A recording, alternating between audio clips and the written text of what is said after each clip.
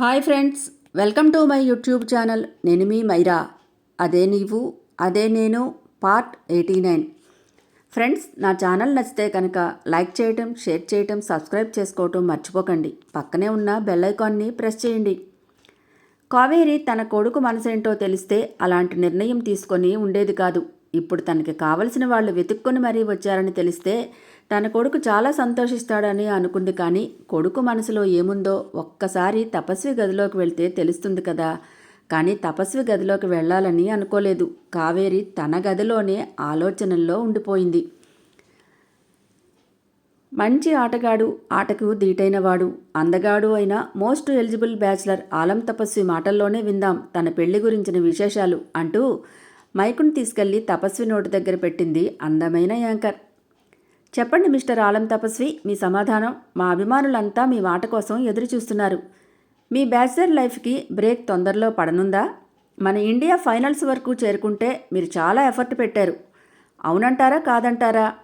Anchor అడుగుతున్న ప్రశ్నలకు చిన్నగా నవ్వాడు తపస్వి. ఫస్ట్ అయితే మ్యాచ్ గురించే చెప్తాను. ఇండియా అంటే నేను ఒక్కడనే కాదు కదా, టీం మొత్తం కలిస్తేనే సాధ్యం. నా ఒక్కడి ఎఫర్ట్ కాదు. నాతో పాటు నా టీం మెంబర్స్ కూడా వాళ్ళ కష్టాన్ని, వాళ్ళ ఆటలో ప్రతిభని చూపిస్తూనే ఉన్నారు. ప్రతి ఒక్కరం బాగా ఆడాలని, ఇండియాని గెలిపించాలని ఆటను మొదలు పెడతాం. మన ప్రత్యర్థి టీం కూడా అలాగే అనుకొని ఆటలోకి దిగుతారు కదా. ఒక మ్యాచ్ మేము గెలిచామంటే అది ఏ ఒక్కరిదో కాదు, అందరికీ వర్తిస్తుంది. కానీ బాగా ఆడినందుకు మ్యాన్ ఆఫ్ ది మ్యాచ్ ఒకరికే ఇస్తారు కదా అంది యాంకర్. ఒప్పుకుంటాను, మీరన్నది నిజమే. కానీ నేనొక్కడే ఇండియా టీం అయితే ఆడగలనా చెప్పండి? లేదు కదా. అలాగే ఈ మ్యాచ్ నేను బాగా ఆడాలి. ఈ వరల్డ్ కప్ మనకు రావాలి. ఖచ్చితంగా అభిమానుల ఆశల్ని తీర్చాలి. ఇలా అనుకునే ప్రతి ఒక్క ప్లేయర్ తన ఆటను మొదలు పెడతాడు. దట్స్ ఆల్ అన్నాడు. హలో, అసలు విషయం దాటేసి వెళ్ళిపోతున్నారు. మీ బ్యాచిలర్ లైఫ్ గురించి చెప్పనే లేదు అంది యాంకర్ వెంటబడుతూ. తపస్వి నవ్వుకొని ఏం చెప్పమంటారు? మీరన్నదే నిజమవుతుందేమో అన్నాడు. అంటే మీరు పెళ్లి చేసుకోబోతున్నారా ఈ వరల్డ్ కప్ అయిపోయిన తర్వాత అంది యాంకర్. ఎస్, ఈ వరల్డ్ కప్ అయ్యాక మీరు ఆ న్యూస్ని వింటారు అని ఇక మరి మాట్లాడే అవకాశం ఇవ్వకుండా వెనుతిరిగి వెళ్ళిపోయాడు. వింటున్నారు కదా మిస్టర్ ఆలం తపస్వి, ఈ వరల్డ్ కప్ అయ్యాక తన మ్యారేజ్ని ఫిక్స్ చేసుకుంటారని బాహాటంగానే చెప్పేశారు. బహుశా ఇప్పటికే అతని పెళ్లి ప్రయత్నాలు మొదలయ్యాయేమో. అంతా సీక్రెట్ కదా. ప్రస్తుతానికి మనం వరల్డ్ కప్ మీద మాత్రం దృష్టి పెట్టేద్దాం. ఇది అయిపోయిన తర్వాత వెంటనే వదలకుండా ఆ అమ్మాయి ఎవరో ఖచ్చితంగా కనుక్కుందాం అంది యాంకర్. కావేరి సల్మాకి ఇల్లంతా తిప్పి చూపించింది. సల్మా కూడా హుషారుగా మాట్లాడింది కావేరితో. మేడ మీద తపస్వి గది ఉంది, రేపు వెళ్ళి చూద్దుగాని. నేను మేడ ఎక్కలేనమ్మా అంది కావేరి. అలాగే అత్తమ్మ అంది సల్మా కూడా. మర్నాడు ఉదయం కావేరి లేకుండానే తపస్వి గదిలోనికి అడుగుపెట్టింది. డోర్ లాక్ చేసి ఉండకపోవడంతో తీసుకొని లోపలికి వెళ్ళి అంతా చూసి ఎంత బాగుంది అనుకొని కనెక్టెడ్ డోర్ని కూడా తీసింది. ఎదురుగా 2 ఈజిల్స్ మీద పర్ణిక ఫోటోలు కనబడ్డాయి. ఆలం పెయింటింగ్ కూడా వేస్తాడా? ఎవరి అమ్మాయి ఇంత అందంగా ఉంది? ఆ పెయింటింగ్ని చూస్తుంటే ఊహించి వేసినట్టుగా అనిపించలేదు. ఎంతో ఇష్టంగా పెయింట్ చేసినట్టు అనిపించింది. ఒకవేళ ఈ అమ్మాయిని ప్రేమిస్తున్నాడా? ఎలా తెలుసుకోవటం? ఎవరిని అడగాలి? కపిల, మేడ మీదకి వెళ్ళినట్టుంది సల్మా, ఒకసారి వెళ్ళి చూడు, ఆ అమ్మాయికి తెలియదు కదా అని కావేరి అంటంతో సరే అని మేడ మీదకి వచ్చింది కపిల. తపస్వి రూమ్లోనికి వచ్చిన కపిలకి సల్మా అక్కడ కనబడకపోవడంతో ఇక్కడ లేదేమో అని వెనక్కి వెళ్ళిపోతుండగా కనెక్టెడ్ రూమ్లో నుంచి బయటికి వస్తున్న సల్మాన్ చూసి ఒళ్ళు మండిపోయింది కపిలకి. వాడితో నీకంత పరిచయం లేనప్పుడు వాడి రూమ్లోనికి వెళ్ళి అవన్నీ చూడటం అంత సంస్కారం అనిపించుకోదు అంది కోపంగా.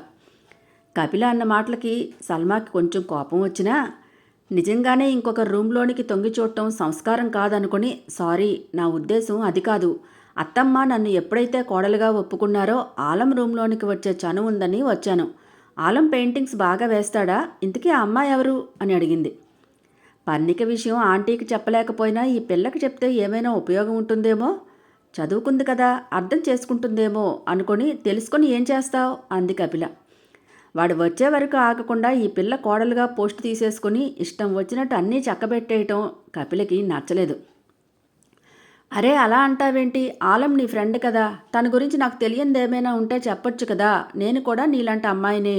నేను తనని ఇష్టపడ్డాను అని తను కూడా నన్ను ఇష్టపడాలని రూల్ ఏమీ లేదు కదా అంది సల్మా. ఆ అమ్మాయి ఎవరో నీకు తెలిసే ఉంటుంది, ఎవరో చెప్పొచ్చు కదా అని మళ్ళీ అడిగింది. చెప్తాను, కానీ ఈ విషయం మనిద్దరి మధ్య ఉండాలి. ఆంటీకి తెలియటానికి వీల్లేదు.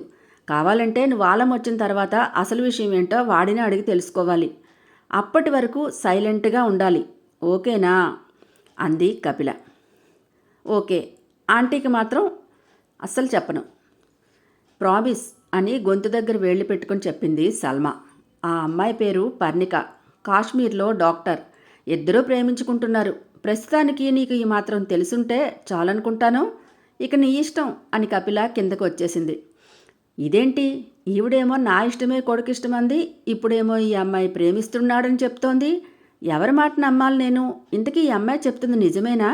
ఏం చేయాలో అర్థం కాక, ఎవరిని అడిగి సమస్యను తెలుసుకోవాలో తెలియక ఆలోచనలో పడింది సల్మా. న్యూజిలాండ్లో ఉన్న జనాభా అంతా వెల్లింగ్స్టన్ స్టేడియంలోనే ఉన్నట్టుంది. ఎక్కడెక్కడి నుంచో వచ్చిన అభిమానులతో స్టేడియం నిండిపోయింది. మ్యాచ్ స్టార్ట్ అవడం కోసం ఆశగా ఎదురుచూస్తున్నారు ఆడియన్స్. ఇండియా నుంచి వచ్చిన ప్రముఖులు చాలామంది, బీసీసీఐ మెంబర్స్, సినీ యాక్టర్స్, బిజినెస్ మ్యాన్స్, ఎంతోమంది వీఐపీ గ్యాలరీలో సెటిల్ అయ్యారు. 5 నిమిషాల ముందు తివారీ ఆల్ ద బెస్ట్ చెప్పాడు క్రికెటర్స్ అందరికీ. అభి ఒక పక్కగా నిలబడి ఉండటంతో వెళ్ళి ఆల్ ద బెస్ట్ చెప్తూ, ఇప్పటికే నీ లైఫ్ చాలా వరకు డ్యామేజ్ అయిపోయింది. ఈ ఆటలో మిస్చీఫ్ చేశావంటే పూర్తిగా నీ పేరు మర్చిపోయే రోజు వస్తుంది అభి. దానికి కూడా నువ్వు పర్వాలేదనుకుంటే ఒక భర్తగా ఒక కొడుకుగా కూడా పనికిరాకుండా పోతావు. ఇప్పటికే నువ్వు ఎన్ని మెట్లు కిందకి జారావో ఒకసారి జ్ఞాపకం చేసుకో. నేను కూడా నిన్ను సపోర్ట్ చేయలేనంతగా పాతాళంలోకి పడిపోయావు. దానికి కారణం నీ బిహేవియర్ అని నవ్వుతూనే మెత్తని చెప్పుతో కొట్టినట్టు చెప్పి బయటికి వచ్చేశాడు. అభిమోహం కోపంతో కందగడ్డలా తయారైంది. ఛీ, అందరూ నాకు నీతులు చెప్పేవాళ్లే అని దులిపేసుకున్నాడు. ముందుగా పాకిస్తాన్ తమ దేశ జెండాని పట్టుకొని కెప్టెన్తో గ్రౌండ్లోనికి అడుగుపెట్టారు తన టీంతో. ఆ తర్వాత ఇండియా ఫ్లాగ్ పట్టుకొని తన టీంతో అడుగుపెట్టారు ఇండియన్ టీం మెంబర్స్. 10 సంవత్సరాల లోపు వయసున్న బుజ్జి అమ్మాయిలు ఒక్కొక్క క్రికెటర్ చేతిని పట్టుకొని గ్రౌండ్లోనికి తీసుకుని వస్తుంటే అందరికీ చూడముచ్చటగా అనిపించింది. పాకిస్తానీలు ముందుగా తమ జాతీయ గీతాన్ని ఆలపించారు. తర్వాత జనగణమనతో మన ఇండియా జాతీయ గీతం కూడా మారుమోగింది. ఆడియన్స్లో ఉన్న అతి ఎక్కువ మంది జాతీయ గీతాన్ని గౌరవించి లేచి నించున్నారు. ఒక్కసారిగా దేశభక్తి సముద్రమై ఉప్పొంగిందా అన్నట్టు అందరిలో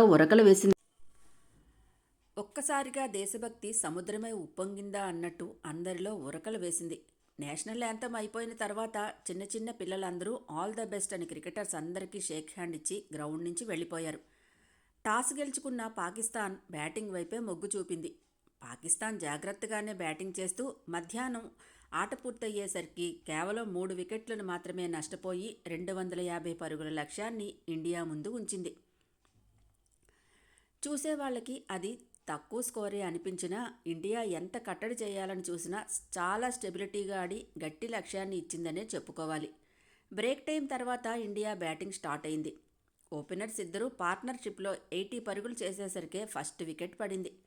సెకండ్ డౌన్లో తపస్వి బ్యాట్స్మెన్గా గ్రౌండ్లోనికి అడుగుపెట్టాడు. ఆడియన్స్ సపోర్ట్ తపస్వికి ఫుల్గా ఉండటంతో గ్రౌండ్లో రెచ్చిపోయాడు. కానీ ఇండియా తొందరగా వికెట్లను చేజార్చుకుంది. స్టాండింగ్ బ్యాట్స్మెన్గా తపస్వి నిలబడిపోయినా తర్వాత వచ్చిన వాళ్ల వికెట్లు తొందరగా కోల్పోయారు. ఎవరితో అయితే తనకు పార్ట్నర్షిప్ ఉండకూడదని అనుకున్నాడో అదే జరిగింది. అభి 7th డౌన్ బ్యాట్స్మెన్గా గ్రౌండ్లోనికి అడుగుపెట్టాడు. అప్పటి వరకు పీస్ఫుల్గా ఆడిన తపస్వికి చాలా చికాకుగా అనిపించింది అభిని చూడగానే. వికెట్స్ తొందరగా పడిపోవడంతో మ్యాచ్ ఫుల్గా పాకిస్తాన్కి ఫేవర్గా మారిపోయింది. పాకిస్తాన్ తమదే విజయమని మంచి ఖుషీగా ఉన్నారు. ఆడియన్స్ ఆశలన్నీ తపస్సు మీదే ఉన్నా సరైన స్టాండింగ్ బ్యాట్స్మెన్ లేకపోవడంతో అందరూ మ్యాచ్ని 50-50 ఛాన్సెస్ అని బెట్టింగ్స్ వేసేసుకుంటున్నారు. అభి వస్తూనే కుక్కతోక వంకర్లా ఆలంని చూస్తూ కన్నింగ్ స్మైల్ ఒకటి ఇచ్చాడు. స్టార్టింగ్లో బాగానే మొదలుపెట్టినా రన్స్ తీసే దగ్గర కావాలనే లేజీనెస్ను చూపించడం మొదలుపెట్టాడు అభి. బాల్ వెళ్ళిన తర్వాత లేజీగా తన వైపు నుంచి వాకింగ్తో మొదలుపెట్టి రన్నింగ్ స్టార్ట్ చేయడంతో 2-3 సార్లు రన్అవుట్లో దొరికిపోయాడు తపస్వని అనుకున్నారంతా. చూసేవాళ్ళకి మాత్రం అర్థం కాకపోయినా అటు తివారీకి తపస్వికి కూడా అభి కావాలని ఇలా ఆడుతున్నాడని అర్థమైంది. మూడోసారి అభి ఫేసింగ్లో కొట్టిన బాల్ వెళ్లేసరికే పరుగు అందుకున్నాడు తపస్వి. అభి 2 అడుగులు మాత్రమే ముందుకు వచ్చి బ్యాట్ని తన వికెట్ల దగ్గరే ఉంచి నిలబడిపోయాడు. అప్పటికే సగం పైగా ముందుకు వచ్చేసిన తపస్వి అభి తన వైపు రాకపోవడంతో తిరిగి మళ్ళీ వెనక్కి పరుగు తీశాడు. అప్పటికే ఫీల్డింగ్లో ఉన్న బౌలర్ బాల్ని చేజిక్కించుకోవటం, అతి స్పీడ్గా ఆ బాల్ని తపస్వి వికెట్ల వైపు త్రో చేయటం జరిగిపోయింది. అందరూ తపస్వి రన్అవుట్ అయిపోయాడనే టెన్షన్ పడ్డారు.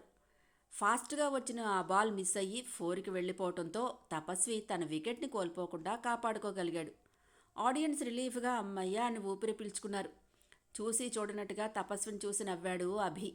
ఇక లాభం లేదు, వీడితో నేను పెట్టుకుంటే వాడు అవుట్ కాడు, సరిగ్గా ఆడడు, నన్ను అవుట్ చేసేటట్టు ఉన్నాడు కదా అనుకుని పూర్తిగా అభిని దృష్టిలో నుంచి తీసేశాడు. మరొక బ్యాట్స్మెన్ ఉన్నాడనే ఆలోచన లేకుండా కేవలం తన ఆట మీదనే దృష్టి పెట్టాడు. నాకు వస్తుంది సమయం, అప్పుడు చూపిస్తాను నేనేంటో అనుకున్నాడు తపస్వి. స్టాండింగ్ బ్యాట్స్మెన్గా కదలకుండా 4లు 6లతో చెలరేగిపోయాడు. ఇద్దరు కోఆర్డినేషన్లో ఆడవలసిన మ్యాచ్ని ఒక్కరే ఆడాలనుకోవడం ఎంత కష్టమో అర్థమైంది తపస్వికి. కానీ అభిని మోటివేట్ చేయలేడు, ఆటను చూస్తూ వదిలేయలేకపోయాడు. ఆఖరికి అభి స్ట్రాటజీనే ఫాలో అయిపోయాడు తపస్వి. తపస్వి ఫేసింగ్లో కొట్టిన బాల్కి 1 సెకండ్ లేటుగా తపస్వి వచ్చేస్తాడనుకొని అభి రన్ స్టార్ట్ చేశాడు.